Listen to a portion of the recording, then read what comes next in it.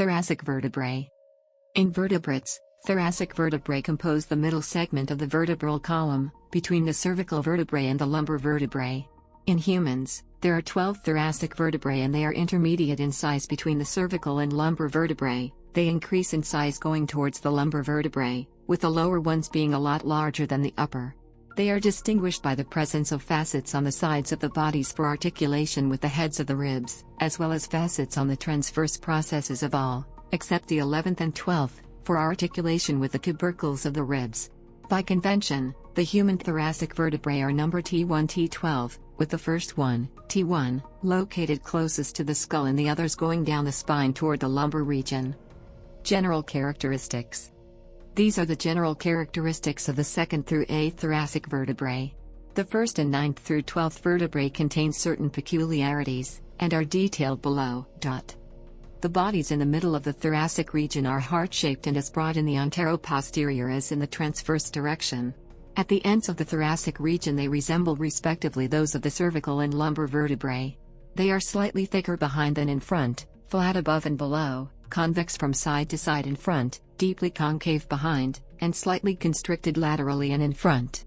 They present, on either side, two costal demi-facets, one above, near the root of the pedicle, the other below, in front of the inferior vertebral notch. These are covered with cartilage in the fresh state, and, when the vertebrae are articulated with one another, form, with the intervening intervertebral fibrocartilages, oval surfaces for the reception of the heads of the ribs. The pedicles are directed backward and slightly upward, and the inferior vertebral notches are of large size, and deeper than in any other region of the vertebral column.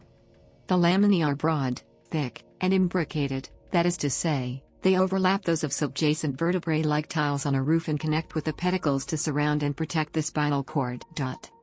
The intervertebral foramen is small, and circular, with two at each intervertebral level, one for the right and one for the left exiting nerve roots. The vertebral foramen is the large opening posterior to the vertebral body, also known as the spinal canal. It contains and protects the spinal cord at the thoracic level.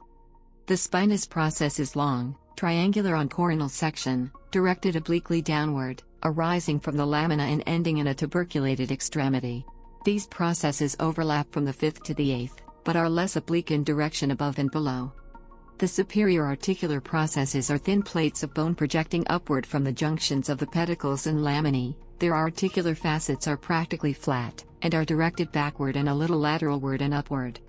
The inferior articular processes are fused to a considerable extent with the laminae, and project but slightly beyond their lower borders. Their facets are directed forward and a little medialward and downward. The transverse processes arise from the arch behind the superior articular processes and pedicles. They are thick, strong, and of considerable length, directed obliquely backward and lateralward, and each ends in a clubbed extremity, on the front of which is a small, concave surface, for articulation with the tubercle of the rib. Individual thoracic vertebrae. First thoracic vertebra, T1. The first thoracic vertebra has, on either side of the body, an entire articular facet for the head of the first rib, and a demi-facet for the upper half of the head of the second rib. The body is like that of a cervical vertebra, being broad, concave, and lipped on either side. The superior articular surfaces are directed upward and backward. The spinous process is thick, long, and almost horizontal. The transverse processes are long, and the upper vertebral notches are deeper than those of the other thoracic vertebrae. The thoracic spinal nerve 1, T1, passes out underneath it. Second thoracic vertebra, T2. The thoracic spinal nerve 2, T2, passes out underneath it. The second thoracic vertebra is larger than the first thoracic vertebra. Third thoracic vertebra, T3. The thoracic spinal nerve 3, T3, passes out underneath it. Fourth thoracic vertebra, T4. The fourth thoracic vertebra, together with the fifth, is at the same level as the sternal angle. The thoracic spinal nerve 4, T4, passes out underneath it. Fifth thoracic vertebra, T5. The fifth thoracic vertebra, together with the fourth, is at the same level as the sternal angle. The human trachea divides into two main bronchi at the level of the fifth thoracic vertebra, but may also end higher or lower, depending on breathing. The thoracic spinal nerve 5, T5, passes out underneath it. Sixth thoracic vertebra, T6. The thoracic spinal nerve 6, T6, passes out underneath it. 7th thoracic vertebra, T7. The thoracic spinal nerve 7, T7, passes out underneath it. 8th thoracic vertebra, T8. The 8th thoracic vertebra is, together with the 9th thoracic vertebra, at the same level as the xiphisternum. The thoracic spinal nerve 8, T8, passes out underneath it. 9th thoracic vertebra, T9. The 9th thoracic vertebra may have no demi-facets below. In some subjects, however, it has 2 demi-facets on either side. When this occurs, the 10th doesn't have facets but demi-facets at the upper part.